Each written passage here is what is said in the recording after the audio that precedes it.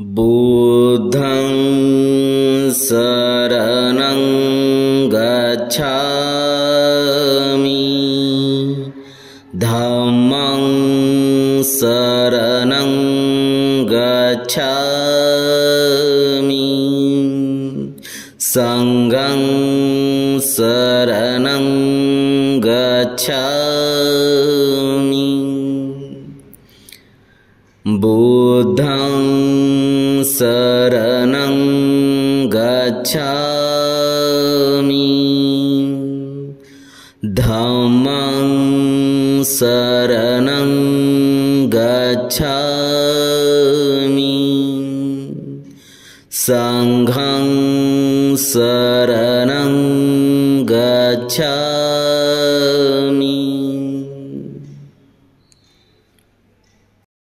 बुद्धं शरणं गच्छामि धम्मं शरणं गच्छामि संघं शरणं गच्छामि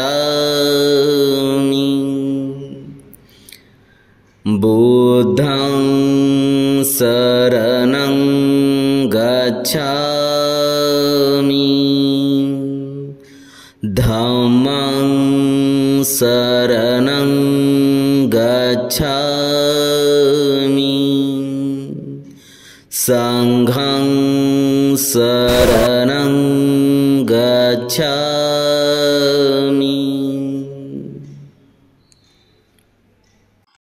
बुद्धं शरणं गच्छामि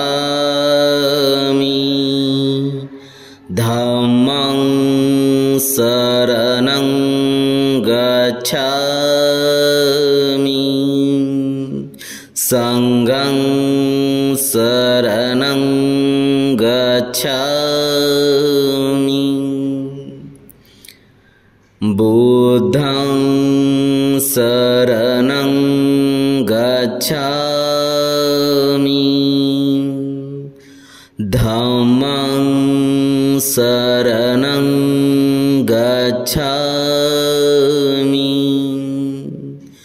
संघं शरणं गच्छामि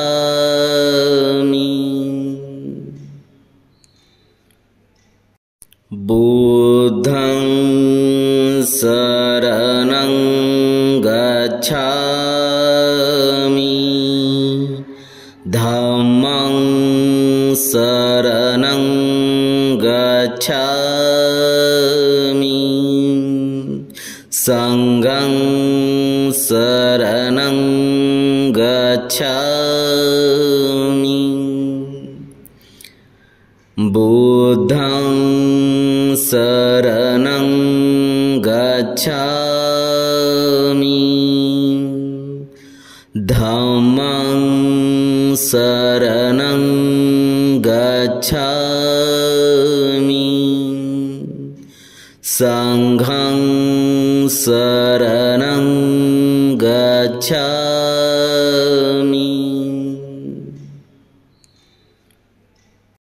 बुद्धं शरणं गच्छामि धम्मं शरणं गच्छामि संघं शरणं गच्छामि बुद्धं शरणं गच्छामि धम्मं शरणं गच्छामि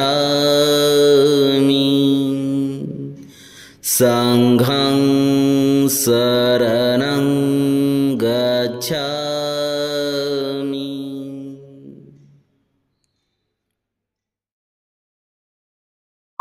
धन्यवादाचे सर्व सन्माननीय नागरिक साहेब आणि त्यांचे सहकारी यांना विनंती करेल की त्यांनी आपले डॉक्टर बाबासाहेब आंबेडकर त्यांच्या प्रतिमांचं पूजन करावं. या ठिकाणी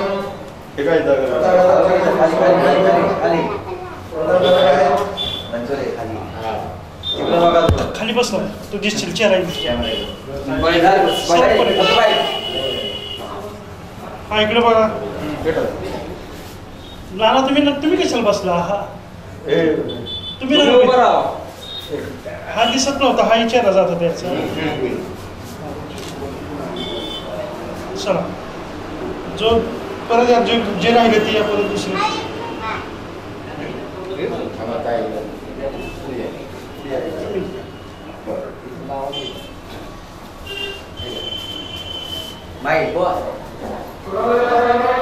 महाकारुण्य तथागत भगवान गौतम बुद्ध की जय असो. डॉक्टर बाबासाहेब आंबेडकर की जय.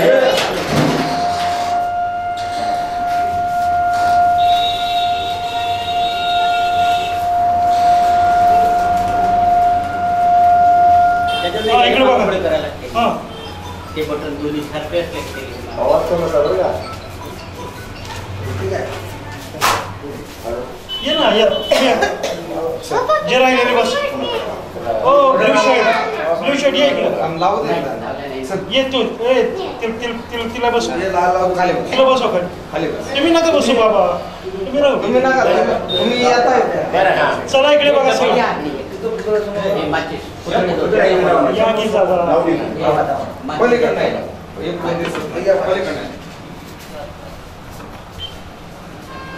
हा.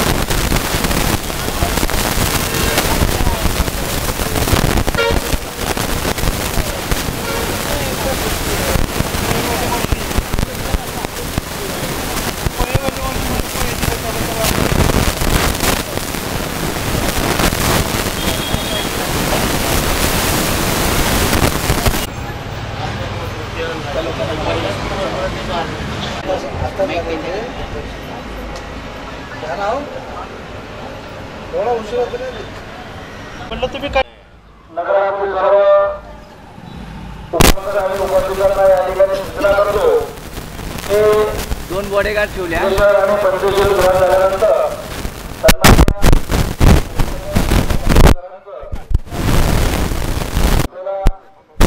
ऐकायचं आहे.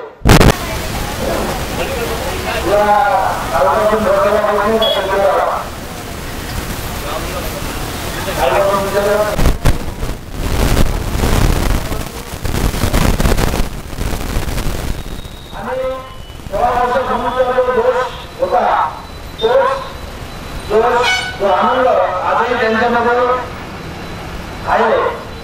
आपण का त्यांच्या आनंदामध्ये सामील होत नाही, म्हणून बाहेर असलेले किंवा घरात बसलेल्या सर्व उपासक उपासिकांना या ठिकाणी आवर्जून बोलावे की त्यांनी भागवतांना ऐकण्यासाठी या ठिकाणी यावं.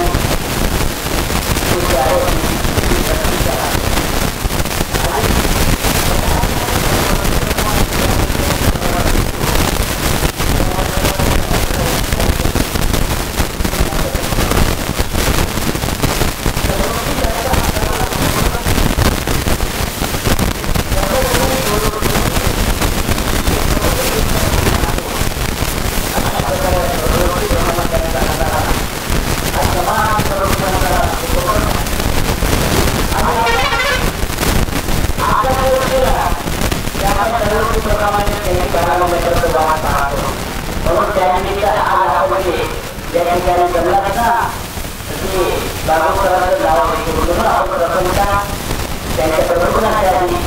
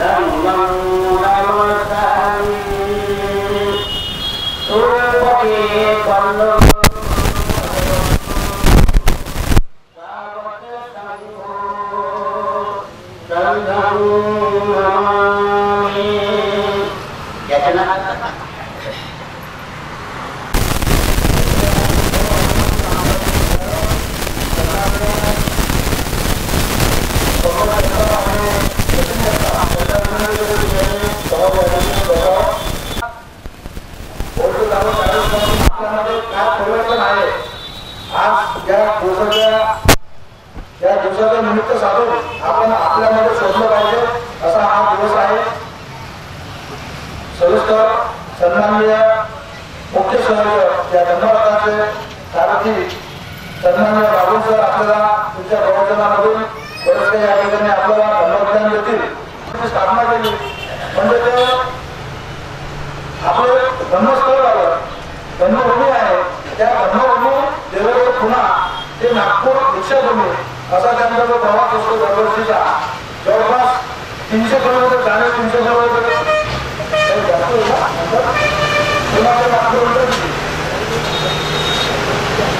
कमीत कमी जाणं येणं 1500 किलोमीटर हा प्रवास दरवर्षी या धर्मचक्र प्रवर्तन दिनाच्या वेळेला करतात. त्यांच्यासोबत सर्व कर्मचारी सुरक्षित लोक असतात. 1,00,000, 2,00,000, 3,00,000 असा पगार असतो त्यांना. धर्मासाठी धर्माचा प्रचार आणि प्रसार व्हावं हा त्यांचा एक उद्देश असतो आणि त्यांचं मुख्य मार्गदर्शक मुख्य सल्लागार सन्मान्य बाबूसर असतात. असा हा प्रवास करत असताना मला असं सांगायचं वाटतं शिवनेरीतील नगरातील किंवा बाहेर असलेल्या सर्व उपासक उपासिकांना 1956 मध्ये डॉक्टर बाबासाहेब आंबेडकरांनी डॉक्टर अण्णांसोबत नागपूर येथे आपल्याला दीक्षा दिली, बौद्ध धर्म दिला. खरोखर त्या धर्माचं पालन आपण करत आहोत का? आपल्या मुलांवर त्याचे काही संस्कार आहेत का? उद्या अशी वेळ यायला नको की बौद्ध म्हणजे काय? डॉक्टर बाबासाहेब आंबेडकरांनी आपल्यासाठी काय केलं? काही लोक आहेत समाजामध्ये की डॉक्टर बाबासाहेब आंबेडकरांनी त्यांचं कार्य केलं आणि मी माझं कार्य केलं म्हणून मी आज नोकरीला लागलो. मी पेपरवर 16 नसता नोकरीला लागलो असतो का? मी मेहनत घेतली म्हणून नोकरीला लागलो. मी कोणाचं नाव घेणार नाही. आमच्या गावामध्ये रिटायर्ड जज म्हणून आलेला व्यक्ती ज्यावेळेस सर वर्गणी आम्हाला थोडं दिले 500 रुपये मोठं मुश्किल दिली आणि थोडं म्हणत होते सर रिक्षावाला 100 रुपये देते. त्यांनी म्हटलं तुम्ही डॉक्टर बाबासाहेब आंबेडकरांची जयंती साजरी करता, लोकांना त्रास देऊ नका. समाजामध्ये तुम्ही जग झाले रिटायर होऊन गावामध्ये आले, तुम्ही हे वर्षा वापरायला नको. ते म्हणजे डॉक्टर बाबासाहेब आंबेडकरांनी जे कार्य करायचं समाजासाठी केलं, परंतु मी रात्रंदिवस अभ्यास केला म्हणून नोकरीला लागलो. अशी समाजामध्ये लोक पैदा झाले नाही पाहिजे. म्हणून या धर्माच्या प्रवासामध्ये सतत राहिलं पाहिजे. आपण कोण निर्णय करून एमआयडीसी कामाला करून आपल्या मुलाबाळांना शिक्षण देतो. त्या मुलानं या मूर्खत जे वक्तव्य केलं तर काही जीवनामध्ये अर्थ राहणार नाही. म्हणून थोडक्यात मी या ठिकाणी थांबतो आणि या परिसरामध्ये याकडून तुम्हाला असं कल्पना दिली. धर्मचक्र प्रवर्तन दिनानिमित्त या दिनाचं औचित्य साधून या दत्त परिवारामधून पंकज शरीराम आणि सचिन रामभाऊ गौतम दत्ता या दोघं सुंदर व्यक्तींनी एक संकल्प केला होता किंवा आपण कुठल्याच प्रकारचा डीजे किंवा फालतू घोषणा करता गरजू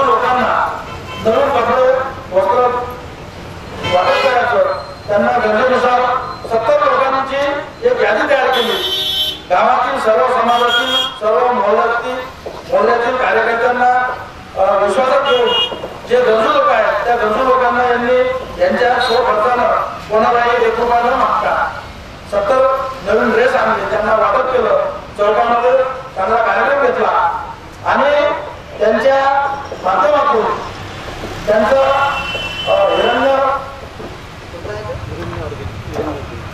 हिरण्य ऑर्गॅनिक म्हणून एक कंपनी आहे छोटीशी, त्या माध्यमातून जे आपले होणार जे सुशिक्षित ऍग्रिकल्चरचे झालेले मुलं आहेत अशा जवळपास 29 ते 30 350 लोकांना रोजगार दिला. या लोकांनी समाजामध्ये जाऊन कुठल्याही प्रकारचं पॉलिटिकल नाही, त्यांचा उद्देश समाजाचं अशा पद्धतीचं त्यांचं कार्य त्यांनी हाती घेतलं. 350 लोकांना रोजगार दिला, जवळपास 25,000 30,000 काही लोकांना 50,000 असा पगार आहे.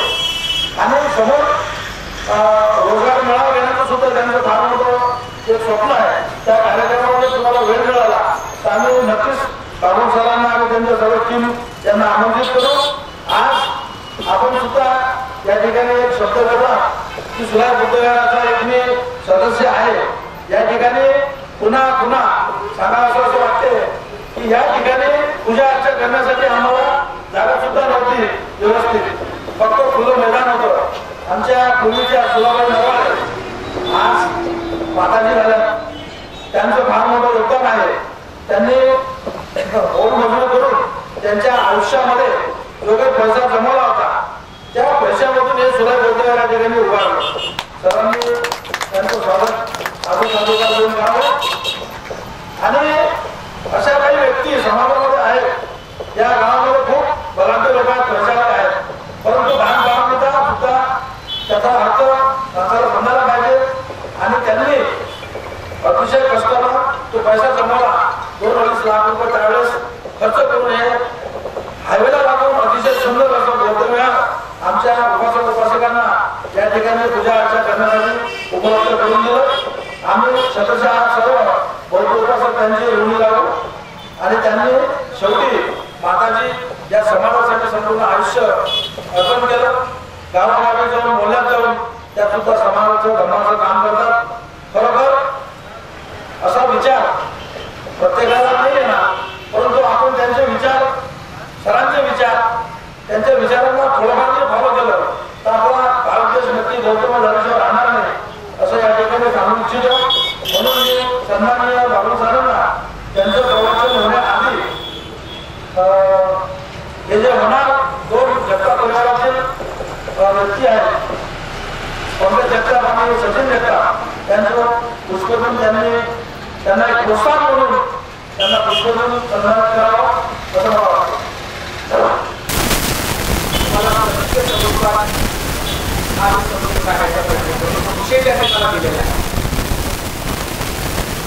आता लक्षात घ्या, भगवान बुद्धाची शिकवण आहे, ही शिकवण सत्यावर आधारित आहे, ही शिकवण विज्ञानवादी आहे आणि ही शिकवण खऱ्या अर्थानं केवळ आणि केवळ सत्याला धरून आहे. बाकीचे लोक खोटं नव्हते, बाकीचे लोक खोटं नव्हते आणि रेटून बोलतील, त्याचं विधान केलं त्याला कळत नव्हतं. भगवान बुद्धाने कुठलाही ग्रंथ लिहिला नाही, भगवान बुद्धाने कुठलाही धर्म स्थापन केला नाही. भगवान बुद्धाने केवळ आणि केवळ सत्यावर आतापर्यंत विचार केलेले आहे. सत्य, सत्याशिवाय बुद्धाचं काही. आणि म्हणून बुद्ध जगातल्या शास्त्रज्ञांचे मार्गदर्शन करतात. आता अशा पद्धतीचं स्वरूप पाहून फार वेगळं वाटतं, फार आनंद वाटतो. ते आम्ही कसे दिवस काढले हे आमचा आवाज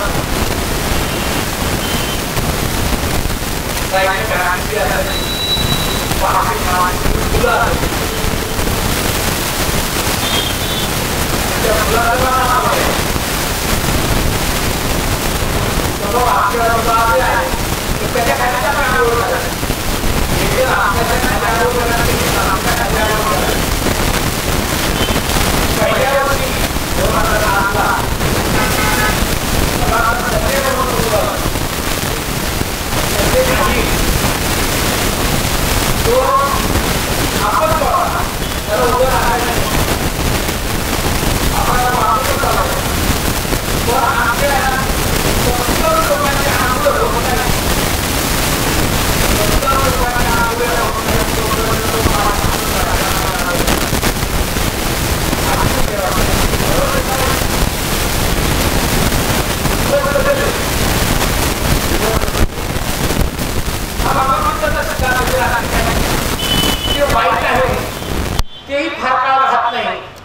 चांगलं आहे तेही फार काळ राहत नाही. म्हणून मध्यम मार्ग बुद्धानं सांगितलं जगण्यासाठी. मध्यम मार्ग, कुठलीही गोष्ट पराकोटीची करायची नाही, कुठल्याही गोष्टीने शरीराला त्रास होईल असं करायचं नाही. शरीराला त्रास होणार नाही पण शरीराचे लाडही करायचे नाही, असा मध्यम मार्ग भगवान बुद्धानं सांगितलेला आहे. आता बुद्ध जर समजून घ्यायचं असेल, ज्याला भगवान बुद्धाचा प्रतिज्ञा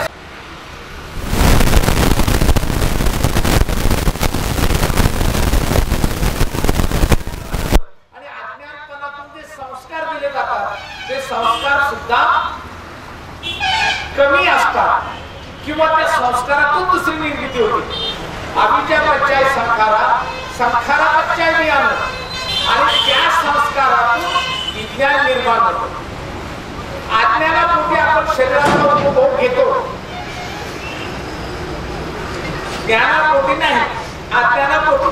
शरीराची भूक आहे म्हणून शरीराचा उपभोग घेतो. भगवान म्हणतात अविद्या पच्चय संखारा, की शरीराचा उपभोग घेतो तो अज्ञानच आहे एक प्रकारचं, आणि त्याच्यातून विज्ञान निर्माण होतं, संस्कार निर्माण होतात. आणि संस्कार दोन प्रकारचे आहेत, एक अज्ञान संस्कार आहे आणि एक चांगला संस्कार आहे. अज्ञानपणाच्या संस्कारातून वेगळं निर्माण होतं आणि चांगल्या प्रकारच्या संस्कारातून वेगळं निर्माण होतं. आता शरीराचा उपभोग घेतला म्हटल्याच्या नंतर बाळ होणार. भगवान बुद्ध कसं सांगतात, बाळ होणार. संखारा पच्चय ज्ञान, ज्ञान म्हणजे विज्ञान. बाळ तयार होणं ही देवाची गोष्ट नाही. बाळ तयार होणं ही कुठल्याही देवाची कृपा नाही.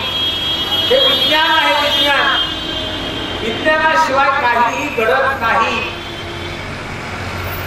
भगवान बुद्ध विज्ञानाशिवाय बोलत नाही. अविद्या पच्चय संखारा, संखारा पच्चय ज्ञान. विज्ञान त्या संस्कारातून बाळ, आणि भगवान बुद्ध असं म्हणतात की एकदा बाळ तयार झालं म्हणजे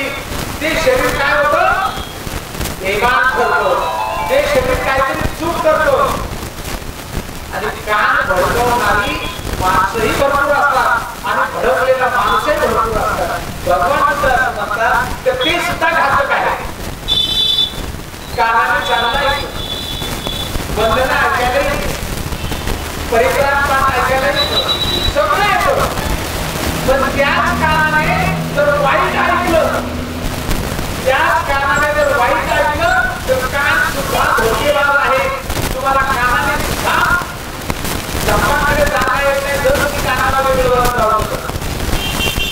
तिसरा आहे जीभ. भगवान असं म्हणतात सत्य आणि असत्य, सत्य आणि असत्य यातला फरक तुम्हाला कळाला पाहिजे. मग सत्य आणि असत्याचा फरक जगात लक्षात घ्या. खरं की खोटं हे बघा धर्म सांगतो. खरं खरं की खोटं आपण धर्म सांगतो तर कोणी सांगत नाही. उदाहरणार्थ भगवान बुद्ध जिभेवर बोलतात. भगवान बुद्ध जिभेवर बोलतात. आता भगवान बुद्ध असं म्हणतात की जीभ ही चव पाहण्यासाठी आहे, जीभ ही खाण्यासाठी आहे, जीभ ही आपण जो घास खातो तो घास बारीक करण्यासाठी त्या घासाला इकडून इकडे पाठवण्याचं काम ती करते.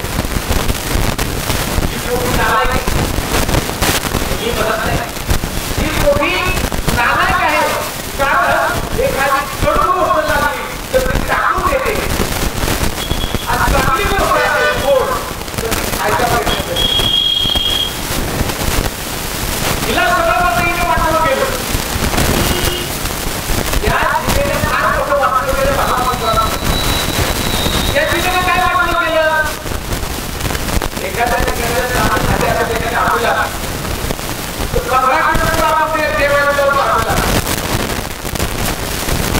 15-30 किलोमीटर 15 किलोमीटर असेल तर तिथे आपण 15 किलोमीटर जाऊ. आपल्याला 15 किलोमीटर मागे कुठली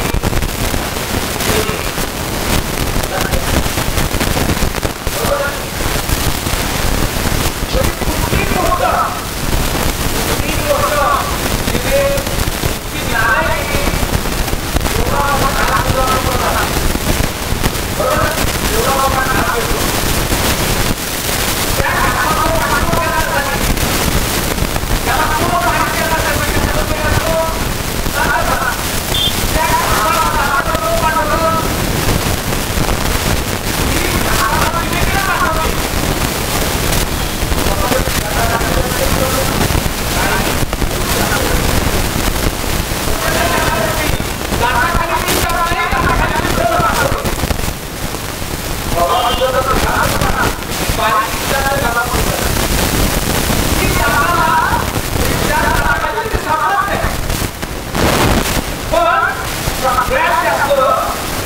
दुसऱ्याला समजण्याचं काम ती करते. शिकलेलं नसलं तरी असेल तरी ती त्याला काय सांगते जात काय बोलतो त्याचं काम करते. ते माहितीच आहे ना त्याचा बद्दल बोलायचीच माहिती असतं. ते वाटलं कसं त्याचं आणि वाटलं झाल्यानंतर मग ती म्हणते आता मारा आतमध्ये ढकलायचं काम करते. भगवान बुद्ध म्हणतात जीभ सुद्धा तुम्हाला धोकेदायक आहे जर तिचा वापर चांगला झाला नाही तर. आता जीभ दोन कान आणि जीभ. एखादा माणूस कान फुंकतो, एखादा माणूस एखाद्या माणसाचं कान फुंकतो. कानाने काम केलं फुंकायचं, कान तुकडे झाले, कान तुकडे झाले तर जीभ लगेच सुटते. कान तुकडे झाले की जीभ सुटते. कारण मी त्याच्याकडे तसं ऐकलं तुम्हाला असं केलं होतं. आपल्या शब्दामुळे समोरच्याला किती दुःख लागतं याच्याबद्दल कधीही आपण विचार केलेला नाही. तिसरा अनुभव आहे आपली त्वचा. चांगलं त्वचा चांगलं. आपण या चांगल्याला एवढं वाटवतो चांगल्याला एवढं वाटवतो एक दिवस ते चांगलं चित्तेवरती त्याला पेटायचे. परंतु कधी आपण त्याला नटवतो. भगवान बुद्ध असं म्हणतात की जे चांगलं आहे ते तुम्हाला खरं की खोटं हे सांगतो. एखादी वस्तू गरम आहे की का कोण सांगतं? चांगलं सांगतं गरम की का. म्हणजे खरं की खोटं कोण सांगतं? त्वचा. म्हणजे आपली त्वचा सुद्धा आपल्याला खरं की खोटं हे सांगण्याचं काम करते. पण आपण चुकीचे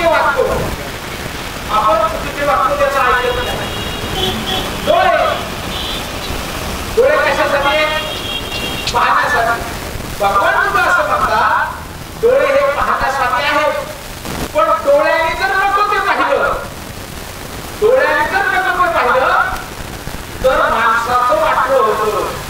म्हणून डोळ्याला काय पाहायचं हे तुमच्यावर अवलंबून. तुम्ही ठरवायचं काय पाहायचं. एका तुमचं जर चुकलं पाहायचं तर विषय संपला. म्हणून भगवान म्हणतात सावं जे आहे, सावं इंद्रिय जे आहे ते आहे मन, नाक, कान, जीभ, त्वचा, नाही का, डोळे आणि मन. मन जे आहे हे मन जर तुम्ही शांत ठेवलं, हे मन जर शांत ठेवलं, मन जर सम्यकपणात ठेवलं तर तुम्हाला आयुष्यामध्ये कधीही तुमचं मन बहकणार नाही. मन बहकण्यासाठी हे 6 इंद्रिय वरचे 5 हे 5 फार मोठं काम करतात. अगोदर या सगळ्यांना तुम्हाला असं अचानक लक्षात घ्या, तुम्ही आता बसलेला आहात आणि अचानक मध्ये जोरात चिमटा घेतला, जोरात चिमटा घेतला, ती घेतलेला जो चिमटा आहे हा लगेच कोणाला करतो, हा त्वचाला. आणि त्वचाला करतो, त्वचाला चिमटा बसल्याबरोबर त्वचा लगेच मी तुला सांगते अरे काहीतरी होते, काहीतरी होते, लगेच ते पाहतो पाठवणार. मग ते त्वचा आणि मन, मेंदू आणि मन हे दोघं एकत्र काम करतात. पण हे एकत्र काम करत नाही. पण या सगळ्यांनी मिळून जर एकत्र काम केलं तर माणसाचं वाटलं सगळ्यांनी मिळून. उदाहरणार्थ मी सांगितलं आपण ठिकाणी चिकन बिर्याणी चांगली मिळते, ती कोण तिने चौकट सांगितली, कारण ऐकली हे ठिकाण शहराला डोळ्याला पडले आणि तिथं गेल्यावर पोट खाण्याच्या मन भरून खाल्लं, वाटलं झालं माणसाला. पण हे जे आहे हे गटार आहे, या गटाराला चव कळत नाही, या गटाराला चव कळत नाही, ती चव कळते ती हिला, ही ढकलायचं काम करते. म्हणून पुढचं म्हणतात काय ढकलायचं, काय ढकलायचं ते आपण ठरवा. जर दारू ढकलले काय होईल बघा ना, तर सांगतो घे थोडी काय होतं, थोडी जिमेने काय केलं, थोडी बघायचं, कानाने ऐकलं हा घेतो, जिमेने पण चव घेतली आणि वाटलं झालं. याला काही कळत नाही, कळत ते यांना यांना यांना ही सगळ्यांना आलाय. अख्ख्या जगाला वाटलं नाही. ज्याला जीव जिंकता येते, भगवान बुद्ध म्हणतात ज्याला जीव जिंकता येते तो जग जिंकतो. पण जीव आज कोणा जिंकता आली नाही, ती भगवंताला जिंकली, ती जीव भगवंताला जिंकली. भगवान बुद्धाची जीव कशाची माहिती मला, भगवान बुद्धाची जीव लाल रक्त होती, रक्तासाठी लाल होती भगवान बुद्धाची. कारण त्या जिभेला केव्हाही वाईट शब्द बोलण्याची सवय नव्हती, त्या जिभेला कधीही वाईट खाण्याची सवय नव्हती, त्या जिभेला चव कुठलीच माहिती नव्हती, तिला चवच माहिती नव्हती. ती फक्त काय करते, याचं फक्त थोडंसं भागल, हे बोंबाला पण काय पाहिजे आणि उपाशी पण राहायला पाहिजे, एवढं समजपणे आतमध्ये ढकलते. यालाही सुरक्षित ठेवते, यालाही सुरक्षित ठेवते, अति सुरक्षित राहते. भगवान बुद्ध म्हणतात तो खरा धम्म आहे आणि असा धम्म जो आहे भगवान बुद्ध म्हणतात हे 6 आयात नाही, जे आधीच्या पर्याय संखारा संखारा पर्याय ज्ञान पर्याय नामरूप पर्याय 6 करतात. एका माणसाची बॉडी व्यक्तीला नाम रूप करावं. नाम म्हणजे स्त्री आहे का पुरुष आहे, जनावराची माणूस आहे, हे झालं ना, हे झालं ना नाम रूप. रूप म्हणजे काळाची गोरा, एका काळाची गोरा ठरलं की मग 6 इंद्रियाचं काम सुरू. भगवान बुद्ध म्हणतात की आजच्या पर्यायाचा काळा संखारा पर्याय ज्ञान पर्याय नामरूप नामरूप पर्याय 6 करतात. ते 6 इंद्रिय आहेत, हे 6 इंद्रिय अत्यंत घातक आहे आणि अत्यंत वाईट आहे. जर तुम्ही त्यांना वापरून चांगला निघाला नाही तर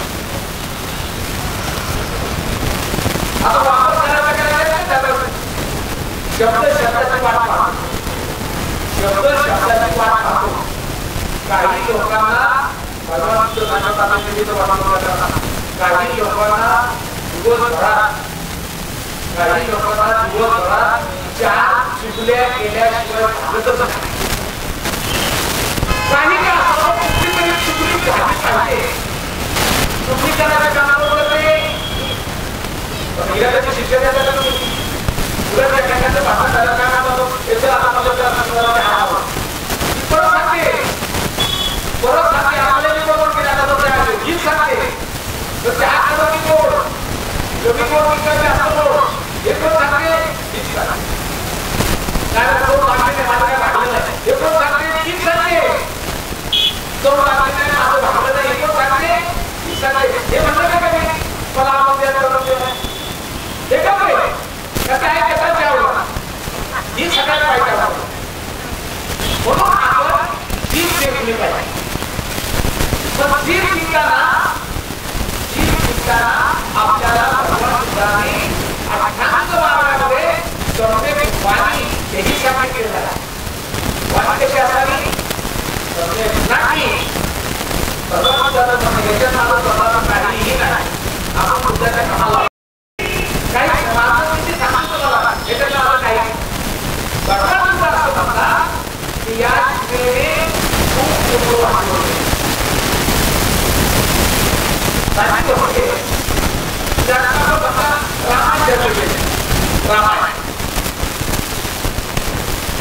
जर दशरथ राजाने बाण मारला नसता दशरथ राजाने बाण मारला नसता तर रावण बाण द्यायला नसता. रावण बाण आवडला आई आई बाण आणि आई बाबा म्हातारे होते त्याच्या कमी देऊ लागला काय झालं आई बाबा पाणी पाहिजे म्हणून पाणी आणायला गेला दशरथ राजाने काय झालं हरिण आलं म्हणून त्याने बाण मारला बाणाच्या लोकांना रावण काढला म्हणून रावण बाण त्याला बोलला रावण बाण बोलला की माझे आई कसे मुलाला पाहून करून गेले मुलाला भाग केले आता काय म्हणणार माझ्या आईला म्हणते पाणी घेऊन आहे बाबा हे सगळं मोठं रामायण आहे. सध्या रामायण जवळ साडेतीनशे प्रकारचे रामायण आहे. साडेतीनशे प्रकारच्या रामायणाचं मोठं रामायण आहे. तुम्हाला काही मोठं रामायण सांगतो लाहोरी रामायण संध्याकाळी रामायण शिक्षाचं रामायण केलेलं आहे. इकडे यांचं मुस्लिमांचं साडेतीनशे प्रकारचे रामायण आहे. जगाच्या आजूबाजूचं रामायण केलेलं आहे. मेळघाटाचं रामायण केलेलं आहे. चित्रपटाचं रामायण केलेलं आहे. इकडे तुम्ही काश्मीरमध्ये गेलो तिथं रामायण केलेलं आहे. झारखंडमध्ये गेलो तिथं रामायण केलेलं आहे. बिहारमध्ये रामायण केलेलं आहे. साडेतीनशे प्रकारचे रामायण आहे बरोबर. जर दशरथाला पाणी घेऊन गेला घरी आई बोलले त्यांना पाणी दिलं पण हा बोलतोय कुठं पाणी दिलं पण हा बोलतोय का नाही. तुम्ही कुठे म्हणतात पाणी आलं बोलत का नाही बोला बायको पण येईल जर तू बोलत नाही तर आम्ही पाणी दिलं. शेवटी त्याला सांगावं लागलं की दशरथ राजा आहे आणि तुला पाण्याचं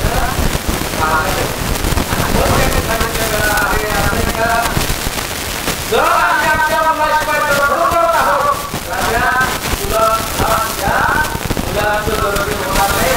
शुद्ध शोकाने करतील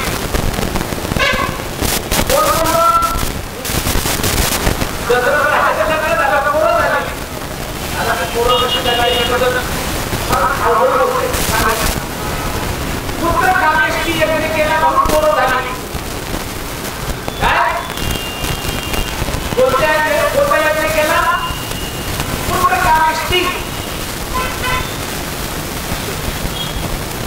परत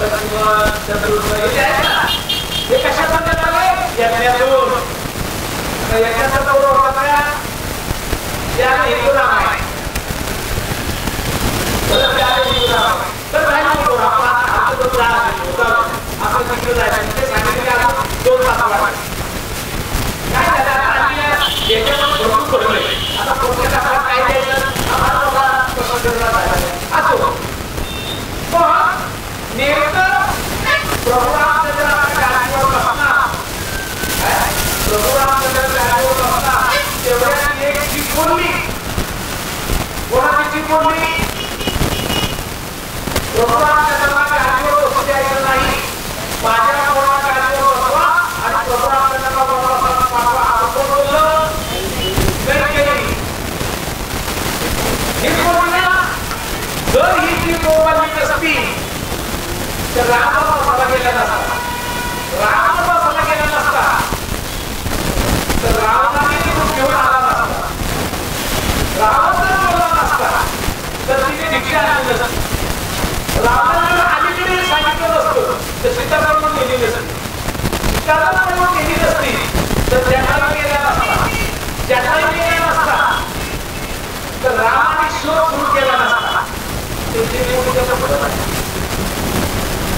एक गंमत आहे, रामाची बायको पकडून खोटा घ्या, पूर्ण खोटा आहे पण आपण धरून धरू.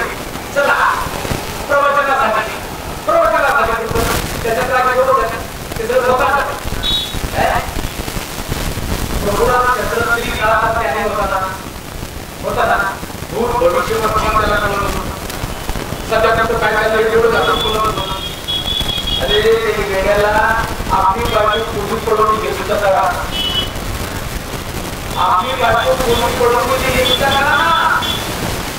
शेवटी ते झाडाला आणि मग त्याला जटायू भेटला, जटायू पक्षी भेटला आणि त्या पक्षाने रामाला सांगितलं. आता पक्षाची भाषा रामाला युद्धिकाला सांगितलं, जटायूला भाषा युद्धिकाने मला पाहिजे तर जटायू बोललं, जटायूला आशीर्वाद केले. इकडं तिकडे गेलो बोललो, तिकडे त्याला तो भेटला हनुमान. तो जर हनुमानाला बोलला नसता तर हनुमान तिकडे गेला असता का? हनुमान जर तिला बोलला नसता आणि हनुमानाला वाक्य जायची नसती, हनुमानाला वाक्य जायची नसती ते बाकीचे वाक्य ते गेले असते का? नाही. बाकीचे वाक्य जर गेली नसती तर सीता आली असती का? नाही. जर सीता नांदवायला घेतली, कशाच्या सीता नांदवायला घेतली पण गावाचा कोण बोलला एक नाही, तो काय म्हणला हे कोणी ऐकलं? रामाने. ही किती वाईट आहे का?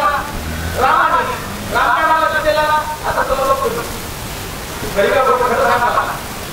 ती म्हणजे नाही हो, तुमच्याशिवाय मी कोणाचा विचार केला नाही.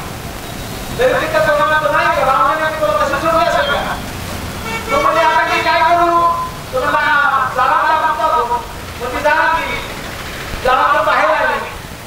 2 वर्ष आणाच्या घरात शिकलो तरी रामाच्या डोक्याचा भारती केला गेला नाही. परंतु मी त्याला बोललो अशी बाजू घरात घ्यायची नाही. म्हणून त्याने सीतेला काय सांगितलं, तुला काय खावसं वाटतं? ती म्हणजे रानात घडलं याला संत सापडली, आपल्याला रानात घ्यायची, अशा जंगलात द्यायची, अशा जंगलात द्यायची आणि सोडून द्यायची जीव. जर ती जंगलात गेली नसती, लवापूच्या करण्याला आले नसते आणि त्याने रामाला जर विरोध केला नसता ते अख्खं रामायण सीमेमुळं घडलं गेलं. अख्खं रामायण सीमेमुळं घडलं गेलं. आपल्या घरातील वाद, आपल्या घरातील वाद, आपल्या समाजातील वाद फक्त 2 इंद्रिये पेटवतात. आपल्या घरातील भांडण फक्त 2 इंद्रिये पेटवतात. एक आहे कान आणि एक आहे जीभ. जो कानाला नको तो ऐकतो आणि जिभेने नको तो करतो, तिथे वाटलंच वाटलं. भगवान बुद्धाचा सिद्धांत आहे. म्हणून काय ऐकायचं आणि काय नाही ऐकायचं. ऐकल्यावर फार कुटुंबाचे कुटुंब उद्ध्वस्त झाले.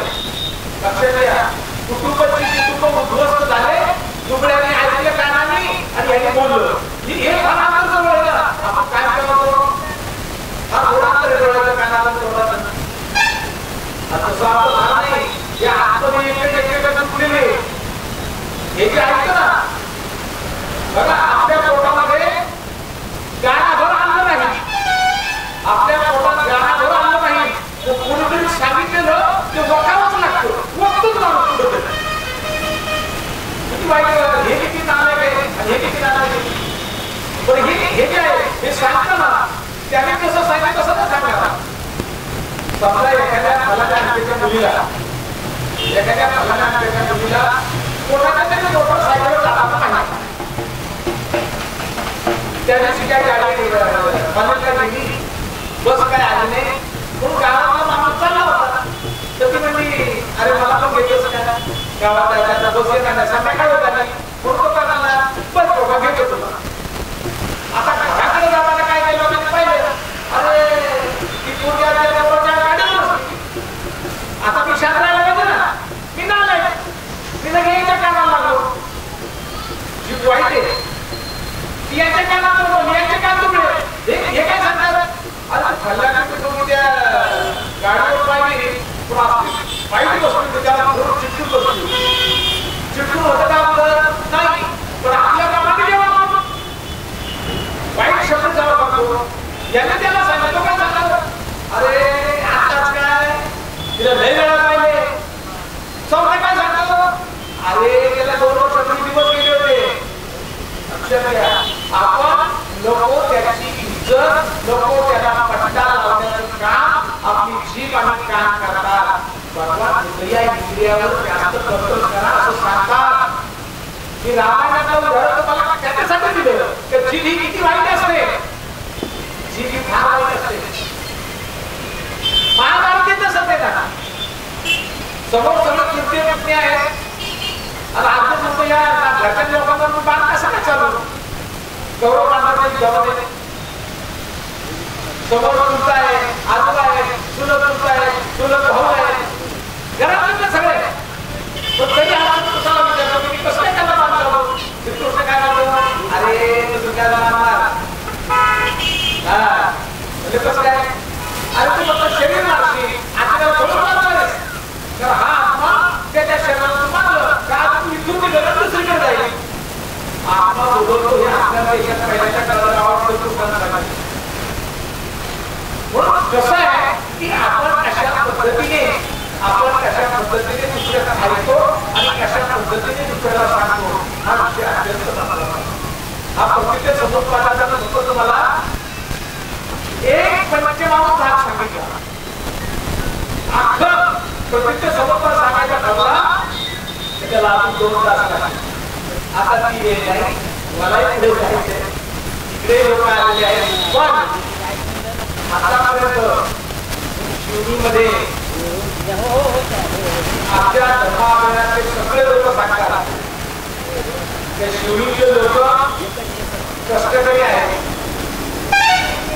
रोजीरोटीवाले आहेत, पण त्यांच्याकडे भावना अनुसरण.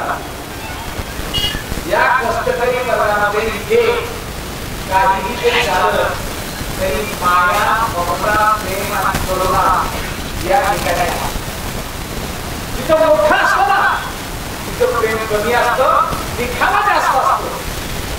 आणि म्हणून आतापर्यंत शिवनीच्या लोकांनी आपल्यावर लेकरासारखं प्रेम केलं.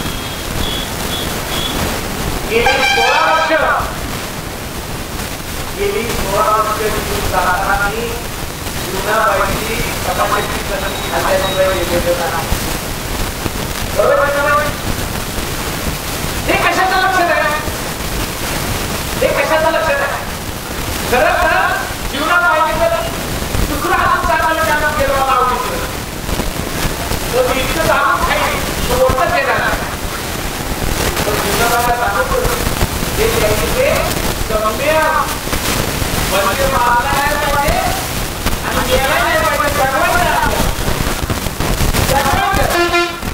जगण्याची भाषा त्याला सम्यक आहार, सम्यक पाणी, सम्यक व्यायाम, सम्यक दृष्टी, सम्यक आजीवा, सम्यक समाधी आणि सम्यक स्मृती असे 8 मार्ग सांगितलेले आहेत. हे 8 मार्ग जर आपण अनुसरले तर निश्चितपणे आपण सुखी होतो. चला आजपासून 8 मार्ग अवलंबायचा प्रयत्न करूया. नमो बुद्धाय. जय भीम. कमीत कमी 2008 पासून त्यांचा आपल्याला शिवलिंगात प्रत्येकाला माहिती आहे. आणि मग त्यांनी ठरवल्याप्रमाणे त्यांनी सांगितल्याप्रमाणे आणि आमच्या गावच्या माध्यमातून संघाच्या माध्यमातून त्याप्रमाणे आयोजित आणि ते मात्र योग्य असते.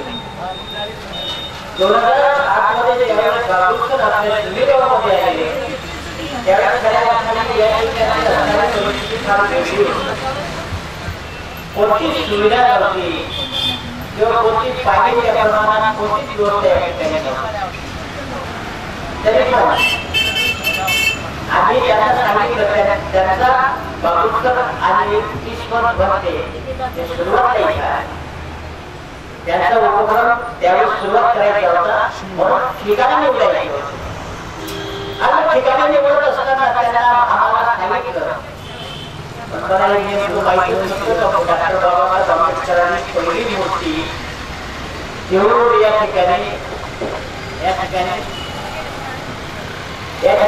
बसवली. पण मी पहिल्यापर्यंत मी माझी चूक कबूल करतो कारण ते तसा बोलत होतं या ठिकाणी कोणी येणार नाही आणि तुमची व्यवस्था होणार नाही सुरुवात झाली हे पण कधी मिळाल तरी चालेल. तर मग आमच्या समोर सगळीकडे व्यवस्था असते. आमच्याकडे आता आटा आहे गहू आहे तांदूळ आहे आमच्या हाताने करू आम्ही स्वतः करून खाऊ. तुम्ही कोणती गोष्ट अशी ध्यानात ठेवू नका आणि असं तुम्हाला कर्ज वाटेल बोध वाटेल असं तुम्ही बोलू नका.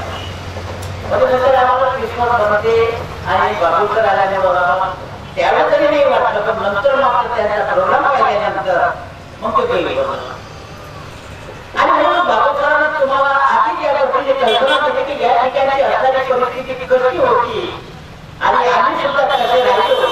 बरोबर बाबूसर एका धोरणात राहिले माती आणि माती होती काही नव्हतं कमीत कमी 5 फूट खड्डा होता त्याचा होता सगळं येणारं गोष्ट पाणी याचं थांबायचं आणि तेवढं जरी करून एवढं वेळेला आहे त्यावेळेस लोक भरपूर येत होते.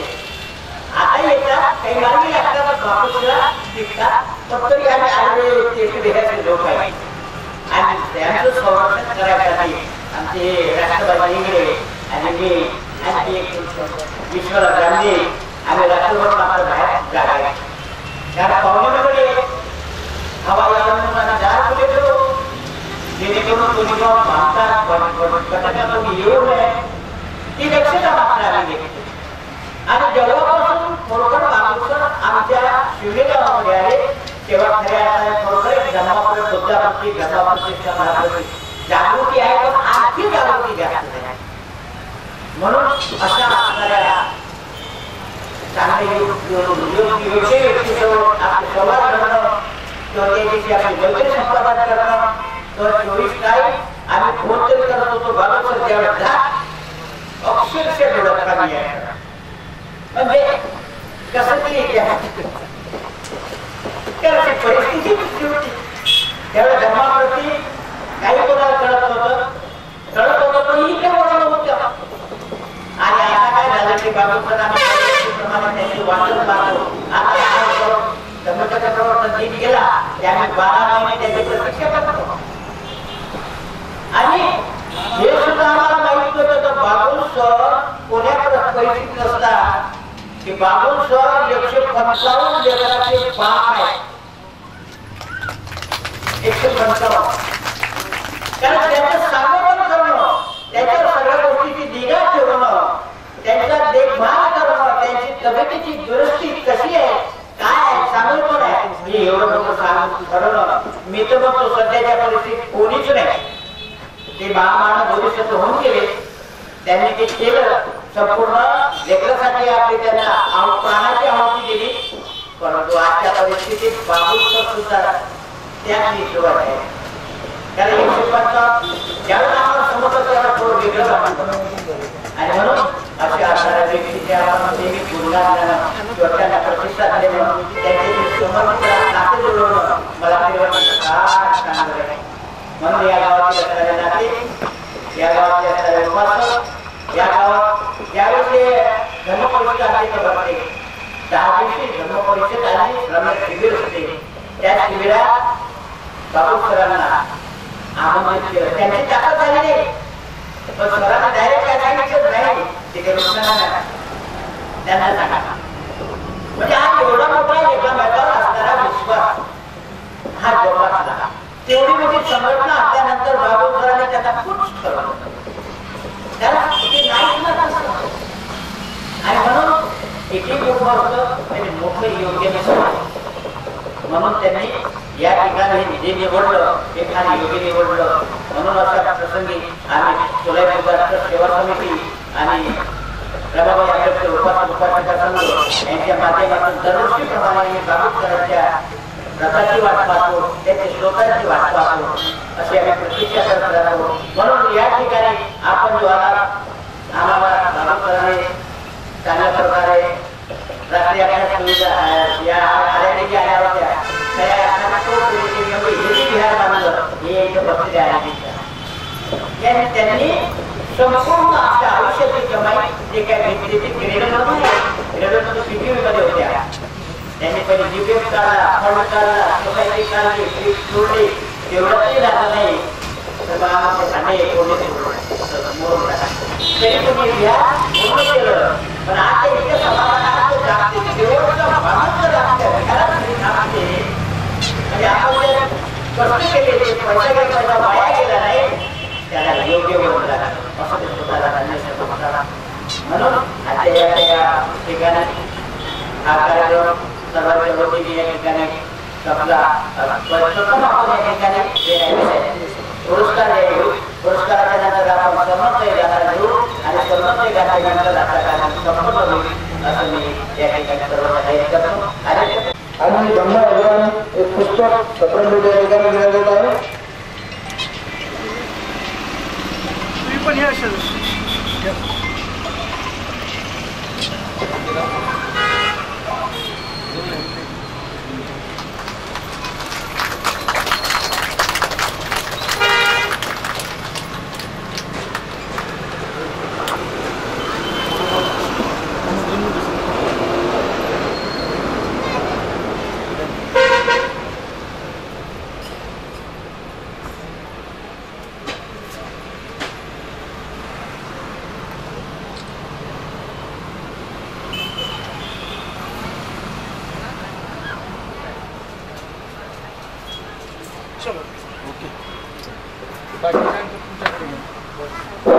यानंतर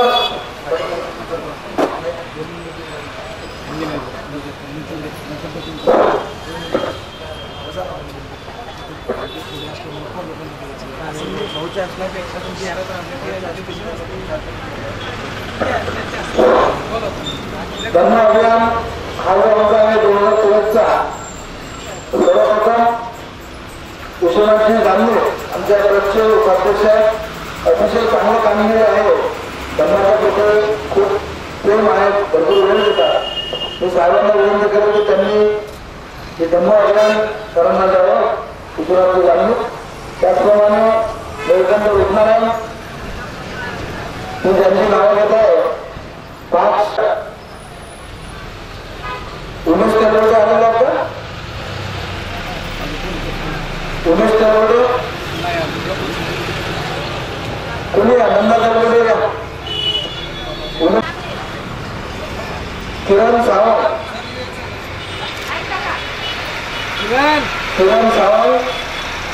माझं सोनूने सहपत्नी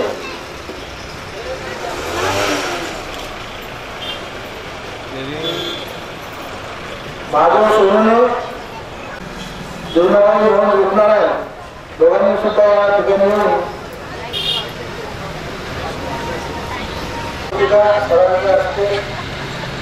दोन यांना सन्मान करण्यात येत आहे. यांना सन्मान करण्यात येत आहे.